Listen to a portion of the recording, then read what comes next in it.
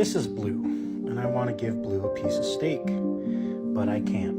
Because if I give Blue a piece of steak, it will reinforce his bad behavior. I've told him now to get out of the kitchen 3 times, and you can see he's got his head just over the border. He knows what he's doing, but he's trying to get as close as possible. See? Inching in. Now here's the crazy thing. I love Blue, and I want to give him this piece of meat. I want to give him what he wants, but I need to find a way to give it to him in a way that doesn't damage him. Right now, he's pushing the boundaries of what I told him to do. And so if I reward him in this state, he's going to associate getting a reward with bad behavior. And so despite the fact that I love him and I want to bless him with what he wants, I can't do it without hurting him. Of course, he doesn't understand this and he thinks I'm just being a jerk. And this is how it is with you, God, and blessings. God isn't blessing you because he doesn't want to reinforce your bad behavior or your bad theology. He loves you and he wants to pour out blessings on you, but he's not willing that you be damaged for the sake of comfort. Look at this. Blue, go! I didn't even have to say go, I just said Blue, and he immediately knew to go to his cage. He knows what he's doing is wrong, and he does it anyways. Look, 3 seconds in the cage and he comes right back out. Does this type of behavior look familiar? I do it, you do it. And if I give him this piece of meat, what is he gonna do? If I threw it on the floor right now in front of him, do you think he would stop and wait and look at me and wait for me to say get it? Or do you think he would run over, scarf it down, and choke on it?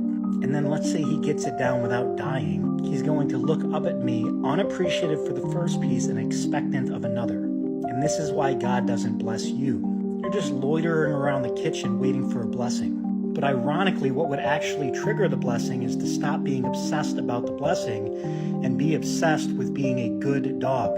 There's this old saying that when you feed and house and love a dog, it looks up at you and says, wow, this person must be God. And when you feed and house and love a cat, it says, wow, I must be God. This person is worshiping me. And this clearly represents the difference between Christians and non-believers who make themselves God.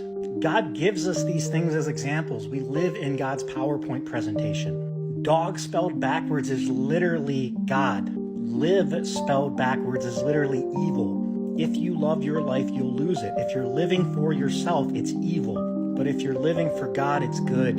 Ever notice that if you add an O to God, it's good? And if you add a D to evil, it's devil? Atheists like to make fun of me for these word games, but they're super impressed when I do it medically.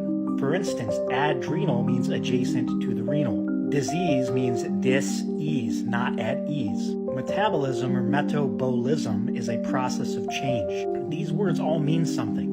Universe means universe, one word. It's Jesus. Conscience means conscience, with knowledge.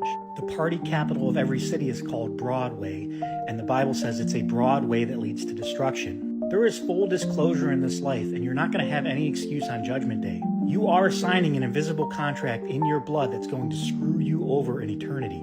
And so with Blue, if I give him what he thinks he wants, he's going to scarf it down and choke on it. Good dogs get to live in the master's house. Bad dogs get sent to the pound. I don't know how much more obvious God has to make this stuff. As far as your blessings go, sometimes God gives you donuts and then tells you not to eat them. So next time you think you want something and God dangles it in your face, don't just scarf it down. Stop and say, Lord, is this the right time to take this? Wait for him to say, get it. Because what will happen is he'll cut off a bigger piece of steak for your obedience.